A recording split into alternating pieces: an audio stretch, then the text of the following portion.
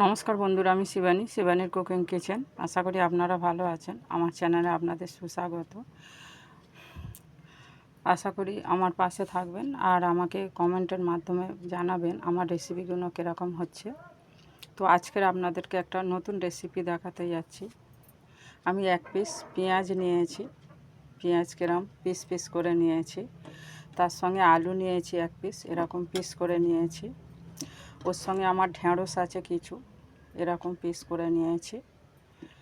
তো ওর সঙ্গে আমার আছে 3 পিস মাছ, লঙ্কা হলুদ দিয়ে আর লবণ দিয়ে আমি এটা মাখিয়ে ফ্রাই করব।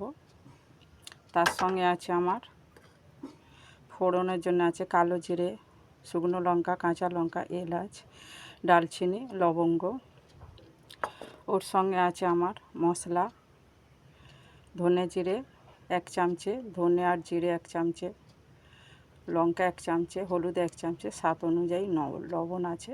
এই নিয়ে আমার আজকের রেসিপি। চলুন কীভাবে আমি মাছ দিয়ে ঢেঁড়স আলু রেসিপি বানাবো সেটা আপনাদেরকে তুলে ধরবো। আমি গ্যাসে একটা কড়াই বসিয়েছি, কড়াইয়ে কিছুটা তেল দিচ্ছি মাছটা ভাজার জন্য। গরম হওয়া পর্যন্ত ওয়েট করব।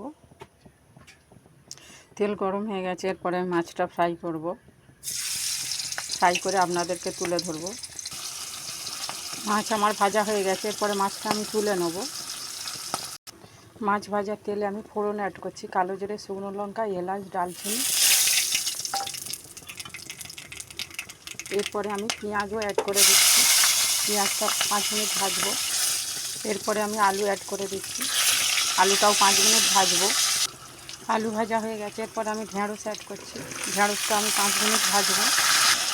ঢেঁড়স ভাজা হয়ে গেছে, এরপরে কাঁচা লঙ্কা, একটু টমেটো অ্যাড করে দিলাম, এটাকেও ভালো করে ভেজে নেব।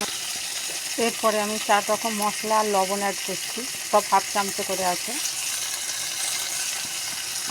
এটাকে আমি ভালো করে সবজির সঙ্গে কষে নেব। সবজি ভাজা হয়ে গেছে, এরপরে আমি জল দিচ্ছি সিদ্ধ হওয়া পর্যন্ত।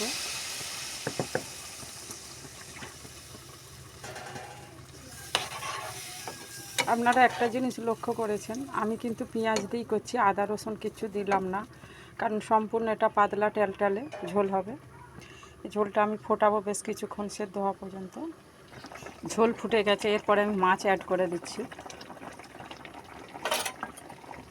মাছ অ্যাড করে আমি কিছুক্ষণ আরও ফোটাবো, তারপরে আপনাদেরকে তুলে ধরবো। আমি চাপা দিলাম। 5 মিনিট পরে ফেলে এলাম। বন্ধুরা দেখুন আমার ঝোল হয়ে গেছে। এরপরে আমি হাফ চামচে গরম মশলা অ্যাড করে দিচ্ছি। লাস্টে ধনে পাতা আমি অ্যাড করে দিলাম কিছু। এই রেসিপিটা যদি ভালো হয় আমার পাশে থাকবেন, কমেন্ট লাইক সব কিছু করবেন আর আমাকে জানাবেন কীরকম আদা রসুন ছাড়া কীরকম মাছের ঝোল হয়েছে ঢেঁড়স দিয়ে, কমেন্টের মাধ্যমে জানাবে। নমস্কার বন্ধুরা, আবার আসবো কোনদিন নতুন কোনো ভিডিও নিয়ে।